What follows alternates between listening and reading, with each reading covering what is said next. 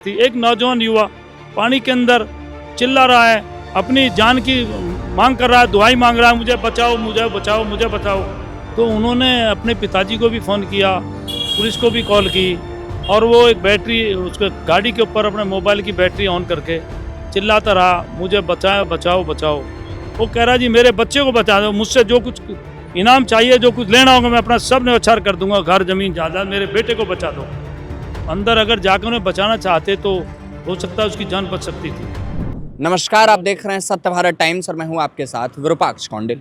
इस वक्त हमारे साथ गुलजारी लाल नंदा जी हैं। ये दिल्ली बीजेपी किसान मोर्चा के वाइस प्रेसिडेंट भी हैं और ये हमें चूंकि जब हम घटनास्थल से आ रहे थे तब हमारी इनसे मुलाकात हुई।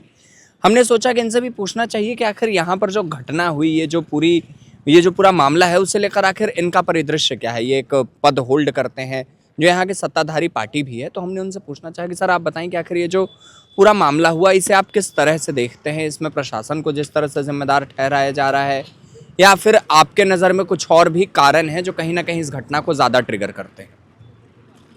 कारण तो इसके पीछे कहीं है। जब ये नौजवान युवा इंजीनियर इसमें रात के समय में गिरा था तो उन्होंने अपने पिताजी को भी फ़ोन किया, पुलिस को भी कॉल की और वो एक बैटरी उसके गाड़ी के ऊपर अपने मोबाइल की बैटरी ऑन करके चिल्लाता रहा, मुझे बचाओ बचाओ बचाओ। पुलिस की गाड़ियाँ भी थी, प्रशासन के लोग भी थे और उन्होंने इसमें अंदर अगर जाकर उन्हें बचाना चाहते तो हो सकता है उसकी जान बच सकती थी। इसमें आपकी फायर ब्रिगेड की टीम भी थी और SDRF की आपकी टीम भी थी, कई जो अथॉरिटी के लोग भी थे। तो फायर ब्रिगेड की टीम के पास तो वो भी होती है, रस्सी भी होती है, पानी में डूबने से बचाने की ट्यूब भी होती है, जैकेट भी होती है और भी काफ़ी साधन होते हैं। तो अगर वो ठीक से उनको करते इस्तेमाल और वो प्रशिक्षित भी होते हैं, उन पर तैराकी भी आती है। लेकिन क्या था, यहाँ अलग अलग टीम आई हुई थी, दूसरे डिपार्टमेंट की आई हुई थी, उनमें आपस में समन्वय की कमी के कारण और आपस में तालमेल की कमी के कारण ये हादसा हुआ, वरना उन्हें समय रहते हुए उनको बचाया जा सकता था।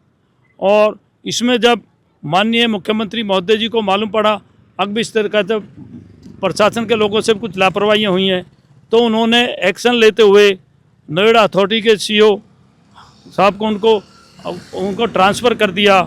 तो उससे लोगों में कुछ विश्वास कायम हुआ, लेकिन उससे पहले लोगों में एकदम विश्वास उठ गया था प्रशासन के प्रति और इसकी क्षेत्र के अंदर बहुत गम का माहौल है, लोग बहुत नाराज़ हैं, सब इसकी निंदा कर रहे हैं। ऐसा हादसा नहीं होना चाहिए।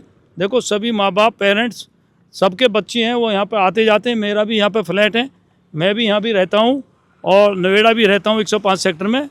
तो यहाँ बच्चे आते हैं, हमको भी इस बात से अब डर लगने लगा है कहीं ऐसा नहीं हो कि हमारे या किसी भी और लोगों के बच्चे आगे के लिए इसके शिकार नहीं हो जाएं। तो इसमें ये जो यहाँ पर बिल्डर लॉबी है, इनकी भी हमें जिम्मेदारी बनती है। जब यहाँ पर जो है ये इतना गड्ढा है, इसमें पहले इन्होंने बिल्डिंग बनाने के लिए गड्ढा खोदा था और उसमें बिल्डिंग तो बनाई नहीं और उसमें पानी भर गया, तो इनको भी इसमें जिम्मेदारी पर रहना चाहिए था। इनको इसमें वो चारदीवारी करनी चाहिए थी या यहाँ पर जो है बैरिकेड लगाने चाहिए थे, साइन बोर्ड होने चाहिए थे। आपकी बात को काटने के लिए मैं माफ़ी चाहूँगा। लोगों का कहना है यहाँ 1 हफ्ते 15 दिन पहले एक ट्रक भी गिरा था, तो क्या उस घटना को देखते हुए आपको नहीं लगता कि प्रशासन को संज्ञान लेना चाहिए था या प्रशासन को कुछ कदम जो अब उठाए जा रहे हैं वो उस घटना के बाद भी उठाए जा सकते थे? तो शायद इतनी बड़ी दुर्घटना, ये जो युवराज की मौत हुई, ये जो एक युवा इंजीनियर की मौत हुई, ये शायद नहीं होती। ये आपकी बात इसमें दुरुस्त है। अगर इसमें जो है इंजीनियर लोग प्रशासन के इसमें चारदीवारी करते या कुछ ऐसी चीज़ें लगा देते, जब इसमें ट्रक गिरा हुआ था तो उससे इनको सचेत होना चाहिए था, सावधान होना भी चाहिए था। अगर इसकी वो बैरिकेड्स लग जाते यहाँ पर तो उसके बाद ये घटना नहीं होती। और ये जो है बिल्डर्स लोगों को भी मालूम था और ट्रक ड्राइवर को भी गांव के व्यक्ति ने, मुनेंद्र नाम के ने, उन्होंने भी ट्रक ड्राइवर को बचाया था और इसी वजह से उसकी रात को जान बची थी। उस दिन घटना वाले दिन भी मुनेंद्र लड़के ने यहाँ पर पानी के अंदर वो घुस गया था और उसने कोशिश की थी, लेकिन वो थोड़ा लेट हो गया था। उसको पूरा अपने पर विश्वास था, मनोबल था। वो कह रहा जी मैं अगर लेट नहीं होता तो मैं इसमें पानी में से उसको निकाल लेता।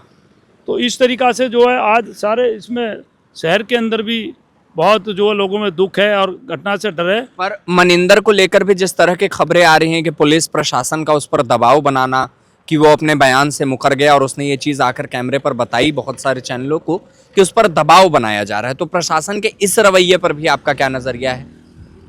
देखो उसके बारे में मुझे ज़्यादा जानकारी तो नहीं है, लेकिन जैसा कि मैं इधर कई दिन से आ रहा हूँ तो ये बातें मैंने भी सुनी है, लेकिन उसके बारे में मुझे ज़्यादा जानकारी नहीं है। प्रशासन उसके ऊपर दबाव बनाया या कितना बनाया या नहीं बनाया, लेकिन ये है कि उसको जो है मुनिंदर को इनाम सरकार को पुरस्कृत करना चाहिए, उसको इनाम देना चाहिए, और जिससे कि उसका भी मनोबल बढ़े और लोगों को भी अच्छा लगे कि भाई हमारे सरकार ने अच्छा काम किया है। उसको पुरस्कृत करके उसने अपनी जान पर खेलकर पहले भी ट्रक ड्राइवर को बचाया था और अब भी वो अंदर रस्सी बांधकर पानी में अंदर चला गया था।